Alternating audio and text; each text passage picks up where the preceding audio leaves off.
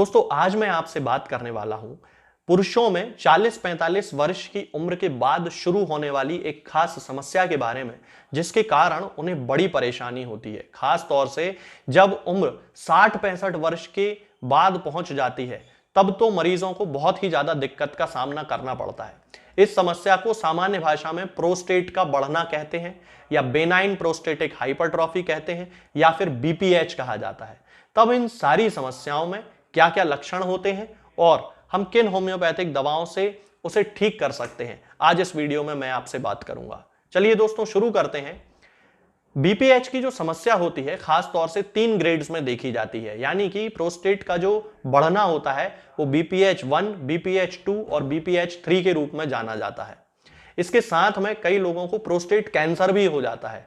तब उस कंडीशन में होम्योपैथी दवाएं उसकी बहुत ज्यादा सहायता कर सकती हैं। यदि हम इसके लक्षणों की बात करते हैं तो यह देखा जाता है कि 40-45 वर्ष की उम्र के बाद प्रोस्टेट के जो फंक्शंस होते हैं, यानी कि प्रोस्टेट ग्लैंड के जो काम करने की क्षमता होती है, वो थोड़ी सी इम्बैलेंस होने लगती है, कम होने लगती है। उसके फंक्शंस में परिवर्तन आने लगता है, काम करने की क्षमता में परिवर्तन आने लगता है। तब बीपीएच की समस्या डेवलप होती है। और जब प्रोस्टेट ग्लैंड का आकार बढ़ने लगता है, तब चूंकि वो यूरेथ्रा के चारों ओर होती है, तो यूरेथ्रा यानी कि हमारे मूत्र मार्ग को वो बंद करने लगती है, और उस बंद करने के कारण ही मरीजों में लक्षण आते हैं। सबसे पहला जो इसका लक्षण होता है वो ये होता है कि मरीज को बार बार पेशाब करने जाना पड़ता है, क्योंकि एक बार में उसका जो ब्लैडर है वो पूरी तरह खाली नहीं हो पाता है। इसके कारण वो बार बार पेशाब करने जाता है। अब चूंकि ब्लैडर एक बार में पूरी तरह खाली नहीं होता, तो कई बार वहां पे इंफेक्शन होने लगता है, जिसे कि यूटीआई कहा जाता है। और उस इंफेक्शन के कारण मरीज को पेशाब करते समय बहुत ही ज्यादा जलन पड़ने की शिकायत होती है। कई बार इसके कारण यूरेथ्रा इतनी ज्यादा बंद होने लगती है कि पेशाब एक बार में फ्लो के साथ नहीं होती, बूंद बूंद करके होती है, जिसे कि ड्रिबलिंग ऑफ यूरिन कहा जाता है। तो इस तरह बूंद बूंद करके पेशाब होना भी प्रोस्टेट में बढ़ाव होने का, यानी कि प्रोस्टेट के बढ़ने का, प्रोस्टेट में एनलार्जमेंट होने का एक लक्षण है। तो इस तरह के ये जो लक्षण होते हैं ये खास तौर से मरीजों में देखे जाते हैं। जो बड़ी उम्र के मरीज होते हैं उनमें एक सिम्टम बड़ा देखा जाता है कि रात में उनको 3-4 बार सोते में से उठकर यूरिन करने यानी कि पेशाब करने जाना पड़ता है। तो ये सारे लक्षण बीपीएच के होते हैं। हालांकि इनमें से कुछ लक्षण डायबिटीज के केसेस में भी देखे जाते हैं, लेकिन अगर सोनोग्राफी करा ली जाए तो फिर पता चल जाता है कि जो लक्षण हैं वो प्रोस्टेटिक एनलार्जमेंट के हैं, यानी कि प्रोस्टेट ग्लैंड जो है वो बढ़ रही है। अब इन लक्षणों में होम्योपैथिक दवाएं बहुत अच्छा काम करती हैं। आज इस वीडियो में मैं आपको एक कॉम्बिनेशन बताता हूं जिसका आपको उपयोग करना है, और 100% इफेक्टिव कॉम्बिनेशन ये माना जाता है प्रोस्टेट संबंधी समस्याओं के लिए। इस कॉम्बिनेशन में आपको 3 मेडिसिन लेके आना है। पहली मेडिसिन होगी agnus castus. Homeopathic medicinal system की ये सबसे अच्छी मेडिसिन मानी जाती है प्रोस्टेटिक एनलार्जमेंट के केसेस में, यानी कि जिन लोगों में प्रोस्टेट बढ़ रही है, प्रोस्टेट ग्लैंड का आकार बढ़ रहा है, उन लोगों में सबसे अच्छी मेडिसिन एग्नस कैस्टस मानी जाती है। तो हम एग्नस कैस्टस को 30 पोटेंसी में लेकर आएंगे। इसकी दूसरी मेडिसिन होगी कोनियम मैक्यूलेटम। बहुत अच्छी दवा है, खास तौर से उन लोगों में जिनकी उम्र 50-55 वर्ष है और जो कि विधुर हो गए, यानी कि जिनकी वाइफ नहीं है, उन लोगों के लिए तो ये 100% कॉन्स्टिट्यूशनल मेडिसिन है। लेकिन अगर ऐसा नहीं भी है तो भी कोनियम मैक हमें लेके आना है। और कोनियम मैक चूंकि ग्लैंड्स पे काम करती है, यानी कि ग्रंथियों पे काम करती है, इसलिए हमें कोनियम मैक्यूलेटम पैथोलॉजी के सिम्टम्स के बेसिस पे लेके आना है। और तीसरी मेडिसिन होगी सबल सैरुलाटा। हमें सबल सैरुलाटा का मदर टिंचर लेके आना है। अगर हम इसके डोज की बात करते हैं तो हमें एग्नस कैस्टस की 30 पोटेंसी की 2 बूंद सुबह, 2 बूंद दोपहर में, 2 बूंद शाम को पीना है। सीधे जीभ पे रख के पी लेना है, इसमें कोई दिक्कत नहीं होगी। जिन लोगों को स्वाद थोड़ा सा कड़वा लगे वो 1 चम्मच पानी में मिला के पी सकते हैं, कोई दिक्कत नहीं है। दूसरी जो मेडिसिन है जो कि है कोनियम मैक्यूलेटम, हमें कोनियम मैक्यूलेटम की 1 mg की पोटेंसी लेके आना है, और 1 mg की पोटेंसी की 4 बूंद हफ्ते में केवल 1 बार पीना है। ये ध्यान रखें दोस्तों, हफ्ते में केवल 1 बार पिए, इसको बार बार रिपीट ना करें। सीधे जीभ पे रख लिया करें 4 बूंद। इसके बाद में हमें सबल सैरुलाटा का मदर टिंचर जो हम लेके आए हैं उसकी हमें 10-10 बूंद दिन में 3 बार आधे कप या 1 कप पानी में मिलाकर पीना है। इन तीनों ही दवाओं का उपयोग करते समय हमें यह ध्यान रखना है कि बिल्कुल खाली पेट यूज करना है, यानी कि हमने जब कुछ खाया पिया ना हो तब हमें इनका यूज करना है।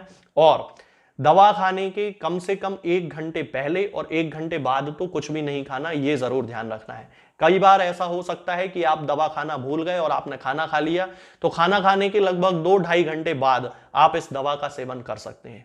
ये जो तीनों दवाएं हैं ये स्पेसिफिक दवाएं हैं बीपीएच के लिए, और इस कॉम्बिनेशन का उपयोग लगभग सभी केसेस में, बीपीएच के जितने भी केसेस होते हैं, क्लिनिकली प्रूवन फॉर्मूला के रूप में किया जाता है। और ये जो फॉर्मूला है लगभग 100% रिजल्ट ये देता है।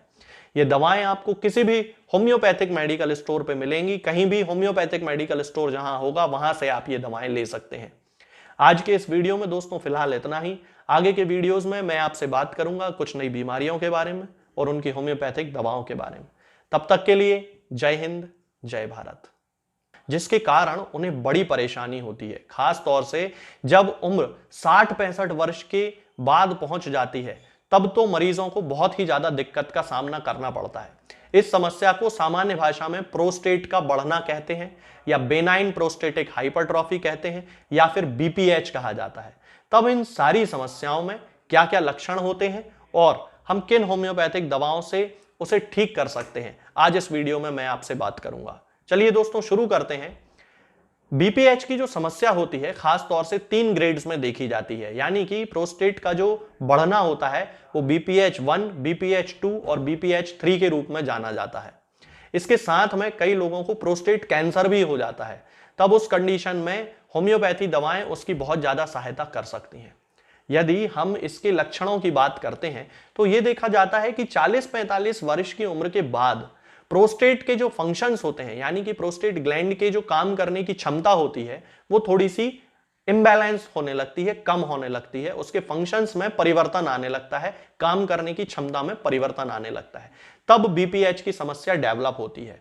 और जब प्रोस्टेट ग्लैंड का आकार बढ़ने लगता है तब चूंकि वो यूरेथ्रा के चारों ओर होती है, तो यूरेथ्रा यानी कि हमारे मूत्र मार्ग को वो बंद करने लगती है, और उस बंद करने के कारण ही मरीजों में लक्षण आते हैं। सबसे पहला जो इसका लक्षण होता है वो ये होता है कि मरीज को बार बार पेशाब करने जाना पड़ता है, क्योंकि एक बार में उसका जो ब्लैडर है वो पूरी तरह खाली नहीं हो पाता है। इसके कारण वो बार बार पेशाब करने जाता है। अब चूंकि ब्लैडर एक बार में पूरी तरह खाली नहीं होता तो कई बार वहां पे इंफेक्शन होने लगता है, जिसे कि यूटीआई कहा जाता है। और उस इंफेक्शन के कारण मरीज को पेशाब करते समय बहुत ही ज्यादा जलन पड़ने की शिकायत होती है।